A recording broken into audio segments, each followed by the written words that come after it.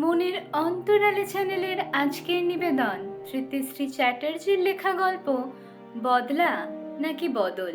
গল্প পাঠে আমি সুকন্যা। আজকের গল্পটা একটু অন্য রকমের, আশা করি আপনাদের ভালো লাগবে। শুরু হচ্ছে আজকের গল্প বদলা নাকি বদল। আজ ছুটির দিন। ঋতব্রত দুপুরে খেয়ে ফোনটা হাতে নিয়ে একটুখানি শুয়েছে কেবল। এমন সময় তার স্ত্রী সাঁঝবাতি এসে আবদার করে বলল, এই রোদ্দুর, দেখো শাড়ি পরেছি আমি, এই চলো না দুজনে মিলে বাইরে থেকে একটুখানি ঘুরে আসি। উল্টো দিক থেকে শুয়ে বিরক্ত হয়ে ঋতব্রত বলল, সপ্তাহে একটা দিন ছুটিতে থাকি, তাও তোমার সহ্য হয় না? ছি, কি বলছো রোদ্দুর?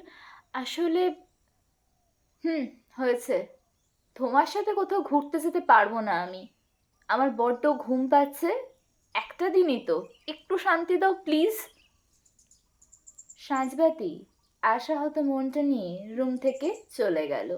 ছলো ছলো চোখে শখের শাড়িটা পরা ছেড়ে দিল সেদিন। পরদিন রাতে ঋতব্রত অফিস থেকে ফিরতেই তার স্ত্রী মুচকি হেসে বলল, ফ্রেশ হয়ে এসো, আমি খাবার রেডি করছি, তুমি খেয়ে নাও, আমি আজ বাইরে থেকে খেয়েই এসেছি। খেয়ে এসেছো? তুমি তো জানো আমি রোজ তোমার জন্য না খেয়ে অপেক্ষা করি, তোমার সাথে না খেলে আমার পেটটাই ভরে না। চলো না, আমার সাথে অল্প করে খাবে। প্রতিদিন তোমার এসব ঢং আর ভালো লাগছে না সাঁঝ, বললাম না আমি খেয়ে এসেছি। সারাদিনটা খেটে ক্লান্ত হয়ে বাসায় ফিরি আমি, একটু রেস্ট করব। তা না, বাসায় ফিরলেই তোমার যত সব আজে বাজে আবদার শুরু হয়ে যায়। একটা কথা একবার বলে বোঝো না কেন? তীব্র রাগ নিয়ে কথাগুলো বলে হনহন করে নিজের রুমে চলে গেল ঋতব্রত। সাঁঝবাতি অশ্রুসিক্ত নয়নে স্বামীর চলে যাওয়া দেখল কেবল। প্রিয় মানুষটার কথাগুলো তীরের মতো বিঁধল তার বুকে। কাজ কি শুধু একাই করে? সাঁঝবাতি করে না? এই যে সকাল থেকে রাত 12টা অবধি নিজে হাতে সংসার সামলায়, তার শরীরটা কি ক্লান্তিরা ভর করে না? শত ব্যস্ততার মাঝে প্রিয় মানুষটার কাছে একটু আহ্লাদ, একটুখানি ভালোবাসতে চাওয়া কি খুব বেশি আবদার? থাক না, আজ থেকে না হয় নিজের আবদার খুলে গুটিয়ে নিল মেয়েটা। নিজের ভাবনার মাঝে ঠুপ করে অশ্রুকণারা গড়িয়ে পড়ল তার গাল বেয়ে। মেয়েটা তড়িঘড়ি সেইটুকু মুছে নিল অবলীলায়। সেই রাতটা না খেয়ে শুয়ে পড়ল সাজবাতি। অতঃপর একটু একটু করে নিজেকে গুটিয়ে নিতে শুরু করলো মেয়েটা। এখন আর প্রয়োজন ছাড়া বক বক করে না সে। রাতে না খেয়ে কারোর জন্য অপেক্ষাও করে না। ছুটির দিন আসলে স্বামীর কাছে ঘুরতে যাওয়ার বায়নাও ধরে না। ঋতব্রত যেন মুক্তি পেল।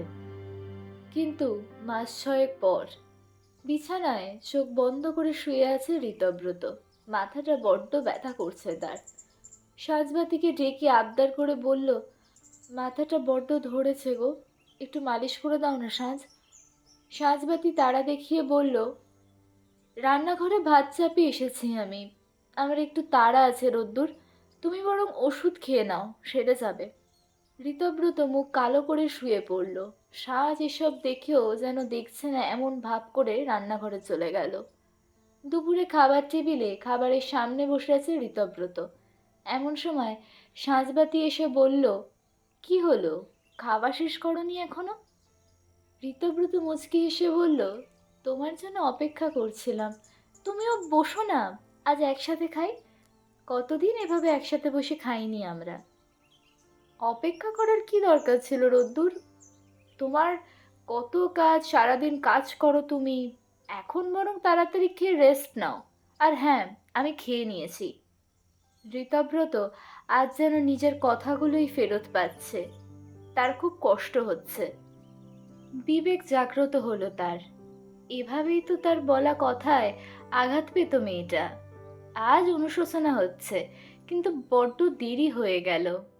নিজেকে সামলে পুনরায় ঋতব্রত আবারও বলল, সাজ, কতদিন শাড়ি পরো না তুমি, চোখে কাজল দাও না, আজ একটা শাড়ি পরবে সাজ। তোমাকে নিয়ে বড্ড ঘুরতে যেতে ইচ্ছে করছে। চলো না, কাছাকাছি একটু ঘুরে আসি। শাড়ি পরার এত সময় আমার নেই রোদ্দুর। বিকেলে রান্না করতে হবে আমায়। কত কাজ। তোমার ইচ্ছে হলে তুমি একাই ঘুরে এসো না হয়। সাঁঝবাতি চলে যায় নিজের কাজে। এরপর শত বলেও কখনো কোনো আবদার জুড়ে দেয়নি সে। এক ঘরে থেকেও তাদের মধ্যে যোজন যোজন দূরত্ব। শত পেয়েও ঋতব্রত অবহেলা করেছে। আজ মিস করছে সেই পুরনো মানুষটাকে। দূরত্ব পেয়ে তবেই দূরত্ব বুঝলো সে।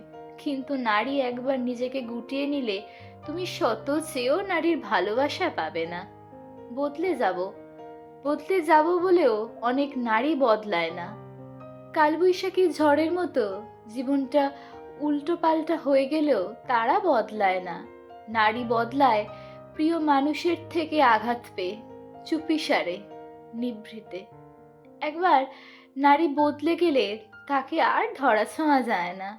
সে একবার বদলে গেলে সব অধিকার হারিয়ে ফেলবে। নারী বদলে গেলে পুরো পৃথিবী উল্টো হয়ে গেলেও সে আর আগের রূপে ফিরে আসবে না।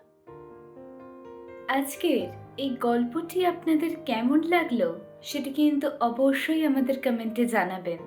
আর যদি এই গল্পটি আপনাদের ভালো লাগে তাহলে গল্পটিকে অবশ্যই লাইক করবেন, শেয়ার করবেন এবং চ্যানেলটিকে সাবস্ক্রাইব করতে কিন্তু ভুলবেন না।